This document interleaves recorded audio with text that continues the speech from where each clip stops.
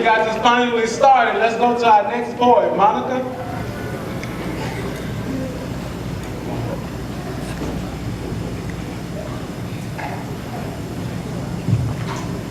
Okay, how's everyone doing this evening? Okay, so my poem is called Fears and Frustrations.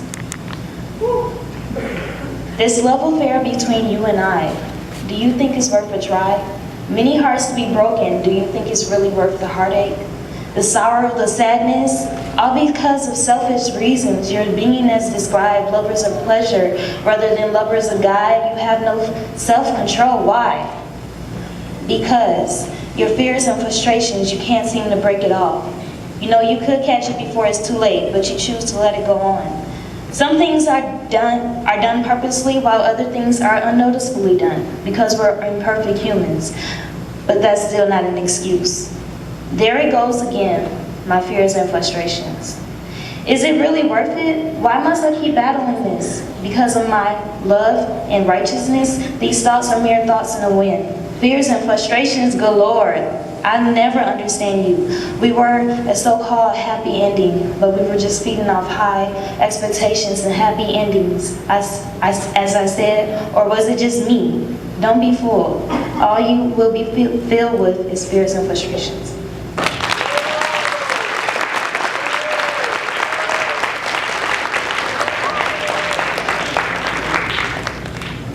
All right, so the next piece, well, good job, Monica. Of course, since we're talking about love, it's something that we all go through, something we all experience, right? Or do nobody experience it in here? Yeah, no, maybe, look, well, we know you, no, just all right, so this next piece is called Dear Future Wife. Yeah. Dear Future Wife, please be prepared to meet just about every older sister I have ever met, because they all pretend to be my mother, making it mandatory that they check you out before I marry you. A time of patience.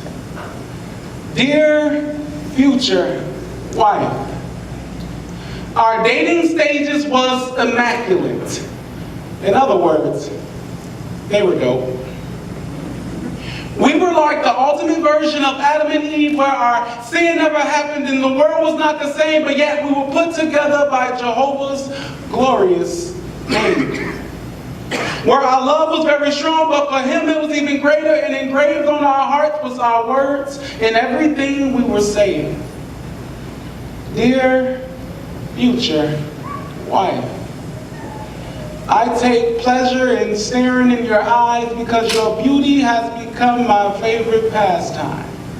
And there is no sports on TV that can hold a candle to my newfound priority. Dear future wife, I can't wait to rush home after work, not to meet you there, but to beat you there, patiently waiting with dinner ready, water running as if I am trying to solve the problem of B2 squared. Dear future wife, after all these years of marriage, I still get nervous just to ask you out, because your way with words still gets me as they are softly spoken from your mouth.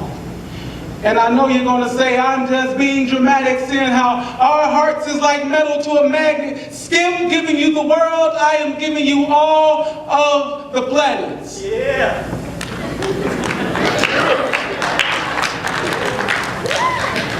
Dear future wife, best believe I have thoroughly done all of my research, especially when it's that time. I have trained myself to be quiet, to wait on you hand and foot, and everything you say is right. Yes, the sky was green the other day. And yes, you are the most beautiful even on your worst days. So even when I am mad at you, I am grateful that I am madly in love with you, because I am glad just to have you. So even if I have to wait for your hand past 1,000-year reign, I would patiently wait for you all in the same. Dear, perfect wife.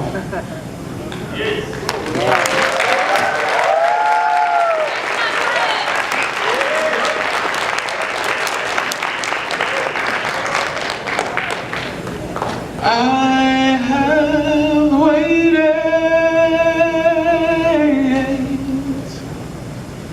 I have waited so patiently.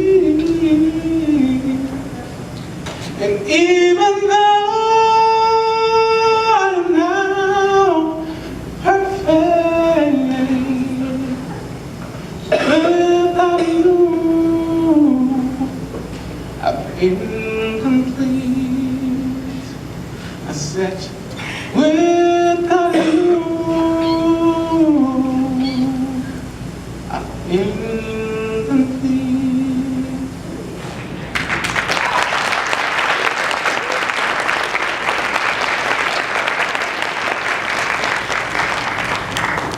All right. Oh. Right. How many of my single? How many people in here are single? Yeah, That's for real. That's for real. I mean, it's spiritual. You putting God first, you know? No tribulation in the flesh. Now, the reason why I asked that because with this particular piece, somebody had asked, well, what made you write that piece, right? Now, a lot of my friends, I have younger and older friends. A lot of the younger friends be like, I'm 18, going on 30. And the thing is, a lot of people stamp age, right? Well, you gotta get married before you're such and such age, or you might not get married. You better hurry up, like it's like I'm gonna die or something if I don't get married, right? So, of course, I come up with this piece, and